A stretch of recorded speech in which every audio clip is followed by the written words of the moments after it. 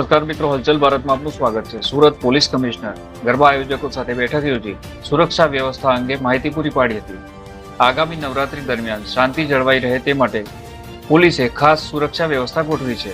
આ સંદર્ભે શહેર પોલીસ કમિશનર અને અન્ય પોલીસ અધિકારીઓએ શહેરના મોટા ગરબા આયોજકો સાથે બેઠક યોજી હતી, જેમાં પોલીસ અધિકારીઓએ ગરબા સ્થળોએ કરાયેલી વ્યવસ્થાની માહિતી લીધી હતી।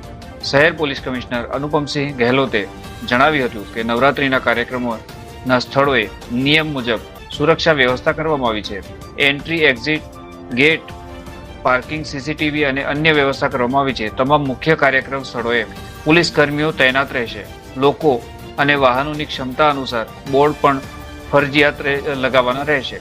ગરબાના સ્થળોએ, ભીડભાડવાળા સ્થળોએ મહિલાઓની છેડતી, પીક પોકેટિંગ અને સ્નેચિંગના બનાવોને અટકાવવા સામાન્ય લોકોની જેમ સાદા વસ્ત્રોમાં પુરુષ અને મહિલા પોલીસ કર્મીઓની ટીમો પણ ખેલાડીઓની સાથે રહેશે।